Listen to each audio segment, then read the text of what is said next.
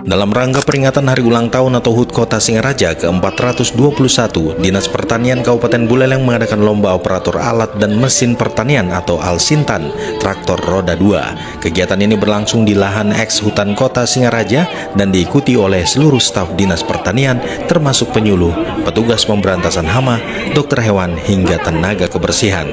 Kepala Dinas Pertanian Kabupaten Buleleng Gede Melandrat SP menekankan bahwa lomba ini bertujuan untuk meningkatkan keterampilan staf dalam pengoperasian traktor serta mengatasi kendala minimnya operator di tingkat petani.